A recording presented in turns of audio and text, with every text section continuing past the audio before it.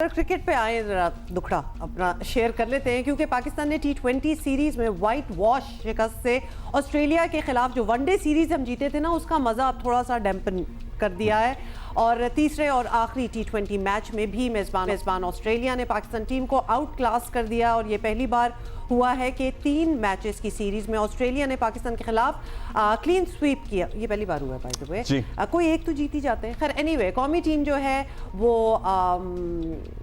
लड़कर हारती तो शायद इतना अफसोस ना होता, मगर बैटर्स की मायूस कुन और नाकिस परफॉर्मेंस का तसलसल आखिरी मुकाबले तक टूट नहीं पाया। पूरी टीम 18.1 ओवर में 117 रन बनाकर चलती बनी। 7 बैटर्स डबल फिगर में भी दाखिल नहीं हो सके। बाबर आजम 41 रन के साथ टॉप स्कोरर रहे। जवाब में ऑस्ट्रेलिया ने 118 रन का हदफ 12वें ओवर में सिर्फ 3 विकेटों के नुकसान पर पूरा कर दिया। ये जरा एडिंग इंसल्ट टू इंजरी वाली एक तो हम इतना कोई स्कोर कर ना पाए और अगले ने तो मतलब लिटरली 10-12 ओवर्स में कहा ये लो जी फड़का दिया, जिसको कहते हैं। कप्तान रिजवान भी तस्लीम कर रहे हैं कि बैटर्स के मसाइल हैं। सबको पता है कि ऑस्ट्रेलिया में आज तक पाकिस्तान जीते ही नहीं है। इससे पहले वो ओडीआई था तो अल्हम्दुलिल्लाह कुछ समझ में आ रही थी चीजें आहिस्ता आहिस्ता कि यार किस तरफ हम किस रुख में जा रहे हैं। इंशाल्लाह उम्मीद है कि चीजें बेहतर हो जाएगी। तो यहाँ से भी अभी अगर हम आपको देखें, जैसे आज जानदाद खेला है, हसीबुल्लाह खेला है, उस्मान खान आया है, हमें भी ये पता है कि हमारे कुछ बैट्समैनों को कुछ प्रॉब्लम्स हैं। ऑस्ट्रेलिया में आएंगे, बाउंसर्स का होगा, बाउंस का होगा, तो उनको अभी थोड़ा सा शायद इनको ये मजा भी हो कि यार नेक्स्ट टाइम जब आएंगे तो एक्सपीरियंस भी मिलेगा, इस चीज़ होगा। मगर आहिस्ता से हमारे पास T20 में टाइम है चीज़ों को पकड़ने के लिए, किस तरह हमारी टीम अच्छे शेप में आ सकती है। दूसरी तरफ भारत के पाकिस्तान ना आने का मामला अभी तक लटका हुआ है, लेकिन चेयरमैन पीसीबी ने कल वाजे कर दिया है कि चैंपियंस ट्रॉफी तो पाकिस्तान में ही होगी। इंशाल्लाह भारत को कोई मसला है तो भी पाकिस्तान से बात करें, हम उनका मसला हल करेंगे। हम अल्लाह ताला ने चाहा तो अपने टारगेट को अचीव करेंगे और चैंपियंस ट्रॉफ़ी इंशाल्लाह ताला पाकिस्तान में खैरियत से कराएंगे। हमारी सिर्फ इंटरेक्शन आईसीसी के साथ हो रही है और हमें उन्हीं से जवाब का इंतज़ार है। मेरा ख्याल है आईसीसी को अपनी क्रेडिबिलिटी के बारे में ख़ुद सोचना पड़ेगा कि वो दुनिया की तमाम क्रिकेट बॉडीज़ की एक बॉडी है। और दूसरा, अभी भी वो रीस्केड्यूल हुआ है, अभी तक हमें कोई कैंसिलेशन की इतला नहीं है, बट रीस्केड्यूल ज़रूर हुआ है। इस टाइम तकरीबन बाकी दुनिया की तमाम टीमें जो चैंपियंस ट्रॉफ़ी के लिए क्वालिफाई की हैं सब आने को तैयार हैं और किसी को कोई मसला नहीं है। मैं आज भी कहूँगा कि अगर इंडिया को कोई कंसर्न है तो हमसे बात करें, हम उसका कंसर्न दूर कर देंगे, क्योंकि मेरा नहीं ख्याल कोई ऐसी वजह है जिसकी वजह से इंडियन टीम ना आ सके। पाकिस्तान की इज़्ज़त सबसे पहले, बाकी आप देखें आगे क्या होता है। हमारा स्टांस बिल्कुल क्लियर है, हमने पहले बता दिया हुआ है, अब इंशाल्लाह ताला अपने स्टांस पे रहेंगे। आईसीसी ने शेड्यूल अनाउंस करना है और मुझे उम्मीद है कि जल्द अनाउंस करेंगे और हम खुद वेट कर रहे हैं शेड्यूल का कि वो अनाउंस करें ताकि उस हिसाब से तैयारियाँ करें।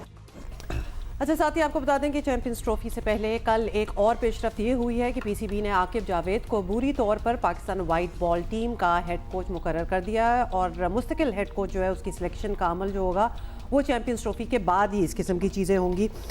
अच्छा जी, अब ये सारी बातें करनी है, सूरत हाल पर बात करेंगे। राशिद लतीफ़ साहब हमारे साथ मौजूद हैं। राशिद भाई थैंक यू। राशिद भाई ऑब्वियसली हम सारे भट्टी साहब भी हमारे साथ हैं। भट्टी साहब भी हैं जी, भट्टी साहब भी हैं हमारे साथ। भट्टी साहब गुड मॉर्निंग। राशिद भाई गुड मॉर्निंग। राशिद भाई, मतलब ओवरऑल अब क्लीन स्वीप हुए हैं हम और बुरी तरह हारे हैं। एक वनडे सीरीज कामयाबी से हमने लड़ी, जीती और उसके बाद ये हशर, मतलब एकदम हम 180 डिग्री कैसे बदल जाते हैं। बात है कहने की कि वो फिर लगना स्टार्ट हो जाता है कि वनडे सीरीज जो थी वो तुक्का था, हालांकि बड़ा जबरदस्त हमने खेला था, लेकिन उसके फौरन बाद जीती है। हाँ, लेकिन उसके फौरन बाद फिर ये T20 तीनों एक भी मैच ना जीत पाए। गलती क्या की हमने? वनडे में थोड़ा टाइम मिल जाता है बैटर्स को, बॉलर को सोचने का, कुछ बॉल ड्रॉप करनी होती है, टारगेट होता है, उसको हम लेके चलते हैं।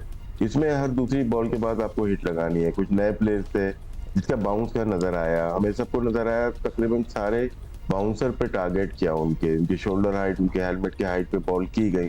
साहबजादा फरहान बहुत ज्यादा रन करके गए, तीनों दफा आप देखें शॉर्ट ऑफ लेंथ बाउंसर पे उनको आउट किया। बहुत सारे प्लेयर्स को इश्यूज आए कि उनको ये सोच होती थी कि उनको बाउंसर होने वाली है। सलमान अली आगा जिस तरह से आउट हुए वो कमिटी नहीं कर पाए, लेग बी 4 हुए।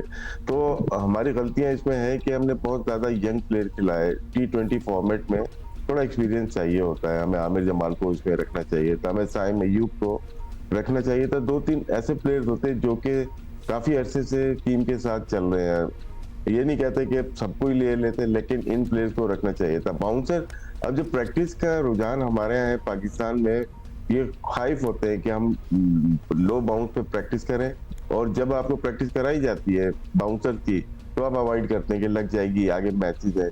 शायद ये सबसे बड़ा प्रॉब्लम हमारे यहाँ T20 क्रिकेट में आया है बाउंसर्स को खेलने का, जिसकी वजह से जो हमारा सबसे अच्छा फॉर्मेट होता था हम उससे पीछे होते जा रहे हैं। लेकिन राशिद भाई, बहुत से लोग ये आर्ग्यू करेंगे कि अगर हम इंडिया को भी देखें, जो उनकी T20 टीम अभी लेटेस्ट बनी है वो सारे यंगस्टर्स हैं। मतलब हम इतना न्यूबीज तो नहीं कहेंगे, IPL में तो खेलते ही रहे हैं, लेकिन हार्दिक पांड्या के अलावा तो ज्यादातर नए यंग लोग। और ऑस्ट्रेलिया की साइड भी मतलब ठीक है उनकी होम कंडीशंस थी, लेकिन उनके भी नए लड़के थे। नए हो, लेकिन हम सिलेक्शन ये वो करें जो कि शॉर्ट पिच बॉल को डिलीवरीज को अच्छा खेल सके। कट एंड पुल मेन है, चाहे वो टेस्ट क्रिकेट हो, वनडे क्रिकेट हो या T20 हो। हम अगर आप बाउंसर की बात करते हैं, ऑस्ट्रेलियन बाउंसर को सबसे अच्छा खेलते हैं बाउंस बॉल को, और पाकिस्तान भी मैनेज कर सकता है वनडे में और टेस्ट मैच में। यहाँ पे आपको क्रॉस हिट मारनी होती है, जिसमें मोस्टली प्लेयर्स क्रॉस हिट मारते हुए आउट हुए। इसका मतलब बाउंस और पेस को जज नहीं कर पा रहे। इंडिया की बात की तकरीबन सारे प्लेयर, एक जमाने में उनका weak point short pitch delivery होता था 80s 90s में, वो बाउंसर को सही खेल नहीं पाते थे, लेकिन तेंदुलकर के आने के बाद उसको मैनेज किया उन्होंने, उसकी प्रैक्टिस की, और उन प्लेयर को सिलेक्ट करते हैं जो कि इंजमाम की तरह या सईद अनवर की तरह शॉर्ट पिच को अच्छा खेल सके। जो हमारे पास प्लेयर आप देखेंगे वो शॉर्ट पिच डिलीवरी को बहुत अच्छा खेलते थे, इसलिए मैनेज अच्छा, आपने कुछ सिलेक्शन के भी इश्यूज का, राजपी आपसे भी ये पॉइंट लेंगे। मतलब बहुत से लोग फखर को भी याद कर रहे हैं, जाहिर है फखर की बड़ी हमारे लिए बड़े वैल्यूएबल हैं। भट्टी साहब आपसे पूछना चाहता हूँ, साइम को भी हमने, साइम जब नहीं थे सीरीज में एज इन वनडे के बाद जब चले गए थे वापस, हम तो तब से उन्हें याद कर रहे हैं या सवाल उठा रहे हैं, एटलीस्ट वो दोनों होते भी। तो overall the problem is bigger than Fakhar and Saim I believe. जी भट्टी साहब, आवाज आ रही है आपको? जी जी, देखिए बिल्कुल प्रॉब्लम हमारे पास बहुत सारे प्रॉब्लम है। राशिद भाई ने बैटिंग की बात की, फील्डिंग इस सीरीज में हमारा बहुत बड़ा इशू रहा। फिर वनडे सीरीज जो हमें जितवाई वो हमारे बॉलरों ने जितवाई, लेकिन इस T20 सीरीज में आप देखें, शाहीन शाह अफरीदी जो हमारे प्रीमियर फास्ट बॉलर हैं, 3 मैचों में 1 विकेट ले सके, बहुत रन और उनका जो इकोनॉमी रेट था वो 11.88 था।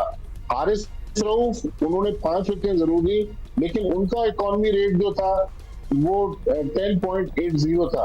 तो मेरे ख्याल में इस फॉर्मेट में एक तो हम बेहतर सिलेक्शन नहीं कर सके, फिर ऑस्ट्रेलिया ने बिल्कुल हमें आउट क्लास कर दिया। या तो हम टेस्ट सीरीज जीते हुए थे, फिर वनडे सीरीज जीती, उसके बाद जब ऑस्ट्रेलिया की निस्बतन एक नई टीम के सामने हम ओवर कॉन्फिडेंट हो गए, हमने समझा कि अब ये तो हमारे हाथ में सीरीज है। अब आप देखें ना, बैटिंग के जो आदाद शुमार भी आपसे शेयर करूं कि 3 मैचों में 1 पाकिस्तानी बैट्समैन था उस्मान, जिसने 50 रन बनाए, वरना कोई पाकिस्तानी बैट्समैन 50 रन क्रॉस नहीं कर सका। लेकिन एक उस्मान की 52 रन की इनिंग्स है, लेकिन टोटल 3 मैचों में उन्होंने 59 रन बनाए। बाबर आजम ने कल 41 रन बनाए, लेकिन बाबर आजम ने टोटल 47 रन 3 मैचेस में बनाए। तो ओवरऑल पाकिस्तान का पूरा शो था। मेरे ख्याल में पाकिस्तान के जो अब नए हेड कोच आए आकिब जावेद, वो चूंकि सिलेक्शन कमेटी में भी थे, उनके लिए काफी सीरियस किस्म के ओडीआई में हमने देखा कि ओपनिंग बैटर्स और जो वो चलते थे और उन्होंने ही काम संभाल लिया। और अब हमने T20 में आके देखा, हमारा मिडिल ऑर्डर तो बिल्कुल भी it really needs work upon. दूसरी कोलैप्स ही कर गया आप तो, हमारे ओपनर्स नहीं चले तो मिडिल ऑर्डर ने तो किया ही नहीं। And the idea and the confidence, Rashid भाई आप बताएं कि Rizwan was not a part of the play yesterday, मतलब कप्तान का ना होना भी आपको लगता है कि इस पे काफी फर्क पड़ा है कल के मैच की रिजल्ट पे? देखिए फर्क पड़ता है फ्यूचर के लिए कि सारी पावर जो है सिलेक्शन कमेटी ने ले ली, वो टीम भी वही बनाएंगे, इसलिए मैं रिजवान को ब्लेम नहीं करूंगा। सिलेक्शन कमेटी, एक तो ये जो टीम है, ठीक है वनडे टीम हम जीते, टेस्ट मैचेस जीते, लेकिन यहाँ पे डिजास्टर हुआ है। और दुनिया में सबसे ज्यादा देखा जाने वाला फॉर्मेट जो है वो T20 हो गया। और हम T20 में ही वर्ल्ड कप में भी आप देखें जो अमेरिका में और वेस्ट इंडीज में हुआ, हम बहुत जल्दी बाहर हो गए थे। इसमें बहुत तवज्जो की जरूरत है। रिजवान का बाहर होना समझ से बाहर था थोड़ा सा, लेकिन हमें आइडिया हो गया था क्योंकि जो डिसीजन लिए जाते हैं, हम लोग अचानक डिसीजन ले लेते हैं कि कप्तान चेंज कर दे, हम कलेक्टर चेंज कर दे, हम कोच चेंज कर दे। मेरे ख्याल से रिजवान को खेलना चाहिए था, लेकिन अब नजर ये आ रहा है कि पावर तो सारी सिलेक्शन कमेटी के पास है। अब आए आकिब जावेद, जिन्होंने हमारे दोस्त यार हैं और उन्होंने ही सारी पावर ले ली थी, जैसन गिलेस्पी से ले ली थी या गैरी कर्सन के जाने की वजह बनी। अब वो हेड कोच आए अबूरी, क्या वो पावर उनके पास होंगी? और प्रेस रिलीज में है जी वो पावर उनके पास होंगी। तो अगर अपने पास पावर रखी है बेस्ट डिसीजन के लिए, तो उनसे वो पावर क्यों ली गई थी? ये बहुत बड़ा क्वेश्चन मार्क हो रहा है। ये मेरे ख्याल से पीसीबी को इसको रिव्यू करना चाहिए। जो जिस तरह से आपने रेड बॉल को पावर पहले दी हुई थी वही देनी चाहिए, क्योंकि अगर आप कप्तान को बिठाने का हक रखते हैं तो इस तरह से टीम नहीं चले जाएंगी। ये फिर आपको भी अगर सलमान उनके फ्यूचर प्लान्स का हिस्सा है तो आपको लगता है अकबर भाई कि ये फ्यूचर प्लान ठीक है या डायरेक्शन सही है? Salman has the potential to lead the team in T20 आगे? मेरा नहीं ख्याल कि वो ठीक है T20 खेल सकते हैं कि बहुत जरूरत पड़ जाए, प्लेयर्स आपके पास नहीं है, 10-20 प्लेयर कहीं चले जाएं तो जगह बनती है उनकी। अदरवाइज वो जिस नंबर के वो प्लेयर हैं, वहाँ ऑलरेडी हसीब खेल रहे हैं, वहाँ पे उमर बिन यूसुफ है नए प्लेयर, वहीं पे उस्मान है, तो वहाँ इनकी जगह बनते नहीं, क्योंकि ये नंबर 3 पे खेलते हुए हैं इस्लामाबाद यूनाइटेड में। और एज ए कैप्टन उनका रिकॉर्ड बहुत अच्छा नहीं है। जो डोमेस्टिक में 2022-23 में क़यादत की उन्होंने, लाहौर की नॉर्दर्न की या किसी टीम की, वो सेकंड स्टेज पे नहीं आ पाए। तो ये सारी चीजें देखनी चाहिए। क्या मसले थी हमें नहीं पता, क्योंकि इंटरनल पॉलिटिक्स ये मसले पता नहीं आगे जिम्बाब्वे तक हमें मतलब ये लेके जानी पड़ती है या नहीं, आउट ट्राई कर लें, क्योंकि हम सीरीज तो हार चुके ही थे T20 की विद ऑस्ट्रेलिया। तो क्या ये कहना भट्टी साहब सही होगा कि ट्रायल हो रहा था कि how about him lead it और रिजवान को रेस्ट दिया जाए? और आगे एग्जैक्टली क्वेश्चन तो बनता है जिस तरह अब्दुल्ला ने कहा है कि जिम्बाब्वे के टूर में क्या करेंगे क्या? देखिए, फिर मैच के बाद अब्दुल्ला और उमर रिजवान से प्रेस कॉन्फ्रेंस करवाकर ये कहा गया कि नहीं, हम यंगस्टर्स को ग्रूम करना चाहते थे, इसलिए मैं आज का मैच नहीं खेला। लेकिन सलमान अली आगा की जहां तक बात है, इस फॉर्मेट में राशिद भाई बिल्कुल सही कह रहे हैं कि सलमान अली आगा की जगह नहीं बन रही। उनको जबरदस्ती कप्तान बनाकर पाकिस्तान टीम पर मुसल्लत किया जा रहा है। या तो चले उनकी परफॉर्मेंस हो तो उनको कप्तानी आप दे दें, वो परफॉर्मेंस भी नहीं दे रहे। कप्तानी में भी उनका जो ट्रैक रिकॉर्ड माजी का है वो बहुत ज्यादा अच्छा नहीं है। फिर जिम्बाब्वे में जहां वो कप्तानी करेंगे, कल जिम्बाब्वे ने भी सिकंदर रजा की कप्तानी में अपनी 15 रुकनी टीम का अनाउंसमेंट कर दिया। तो जिम्बाब्वे होम ग्राउंड पर इतनी आसान टीम नहीं है जितनी हमने समझी है। हमने बाबर आजम को भी जिम्बाब्वे में रेस्ट दिया है, हमने रिजवान को भी रेस्ट दिया है, शाहिन शाह अफरीदी भी नहीं होंगे, नसीम शाह भी नहीं होंगे, बिल्कुल एक न्यू लुक टीम होगी। तो मेरे ख्याल में सलमान अली आगा को हमने एकदम से मैदान में उतार तो दिया कप्तानी का ताज के सर पे पहनाकर, लेकिन उनके लिए मुश्किल सूरत हाल है। लेकिन फिर एक और क्रिकेट बोर्ड ने जो ब्लंडर किया है कि हमने कल T20 सीरीज खत्म की है, बजाय ये कि हम जिम्बाब्वे जाके फौरन T20 सीरीज खेलते हैं। जिम्बाब्वे में अब हमें पहले वनडे सीरीज खेलनी है, उसके बाद T20 फॉर्मेट में आना है। तो हम T20 ही कंटिन्यू कर लेते ताकि वो ब्रेक ना होती। और वैसे एक स्कूल ऑफ थॉट ये भी हो सकता है राशिद भाई कि व्हाई नॉट, मतलब ठीक है जिम्बाब्वे को किसी को भी आसान हरीफ नहीं समझना चाहिए, लेकिन हमें इन लोगों को भी तो आजमाना है ना कभी ना कभी। हम सुफियान की बात कर लें, हम जहांदाद की बात करें, इन्होंने हमें मायूस नहीं किया, इन्होंने परफॉर्मेंस अच्छी दिखाई है। एंड पीपल आर स्टिल, कल के 41 रन के बाद भी लोग सवाल कर रहे हैं कि बाबर को अब T20 आगे मजीद खेलनी चाहिए या नहीं खेलनी चाहिए। ठीक है, उन्होंने कल रन बना लिए, लेकिन उसके अलावा आप देख लें क्या किया है। जी आजमाना चाहिए बिल्कुल, लेकिन क्या ये फ्यूचर है पाकिस्तान का, ये देखना होगा। कि हमारी फील्ड है ये, हमें बहुत सारी चीजें पता है जिनके नाम नजर नहीं आ रहे, जो कि हमारे T20 का हिस्सा हो सकते हैं। तो क्या उनको क्यों नहीं यार, वही बात वहीं पे आ जाती है। अगर हम डोमेस्टिक की बात करते हैं PSL में, तो सबसे अच्छी परफॉर्मेंस तो इनकी सऊद शकील की एज ए ओपनर थी, उनको क्यों नहीं लिया? सऊद शकील ही की वनडे में परफॉर्मेंस थी, उनको क्यों नहीं लिया गया? तो अगर एक प्लेयर जो टॉप परफॉर्मर है डोमेस्टिक में PSL में, ताइम अयूब है, उसको भी अगर पेशावर दलमी से देखते हैं बेहतरीन परफॉर्मर था, तो उसको क्यों नहीं लिया गया? एक टॉप परफॉर्मर नहीं आ रहा, एक तीसरे जो कि 12वें नंबर पे है डोमेस्टिक में बैटिंग की लिस्ट में, वो तो सेलेक्ट किया जा रहा है।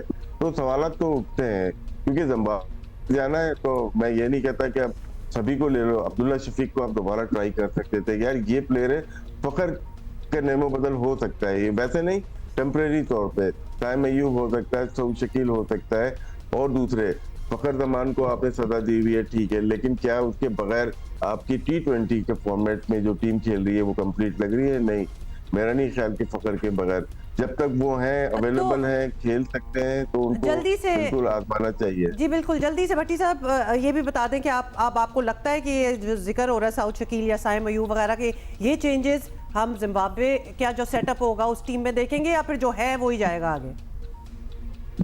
नहीं, वहाँ अब तो टीम अनाउंस हो गई है, अब तो अगर जो अनफिट हो गया तो टीम में शामिल होगा, अदरवाइज लग नहीं रहा। लेकिन पाकिस्तान क्रिकेट है, इसमें देखें पैनिक बटन किस तरह दबा के 2 मैच हारने के बाद कप्तान को कल बिठा दिया गया, तो हो सकता है लेकिन इसके इम्कान बहुत कम है। बहुत शुक्रिया आपका भट्टी साहब, बहुत शुक्रिया आपका राशिद भाई। और एक खबर ये भी है कि पीसीबी ने मोहम्मद यूसुफ इस्तीफा मंजूर नहीं किया है, और मोहम्मद यूसुफ ने चंद रोज़ कबल, आपको याद होगा, ज़राए बता रहे हैं, बैटिंग कोच के ओहदे से इस्तीफा दिया था और नई जिम्मेदारी उन्हें दी जाएगी, ये कहना है पीसीबी का, ज़राए से हम तक ये रिपोर्ट हो रहा है। मोहम्मद यूसुफ को 2-3 जिम्मेदारियों की पेशकश की जाएगी और मोहम्मद यूसुफ को किसी एक जिम्मेदारी का इंतखाब करना होगा। सो उन्हें कुछ अपॉर्चुनिटीज़ ऑफर की जाएंगी, कुछ पोजीशंस ऑफर की जाएंगी और उसके बाद उन्हें कहा जाएगा कि प्लीज़ ज़रा किसी एक पे गौर कीजिए। अच्छा, ये हो गई क्रिकेट।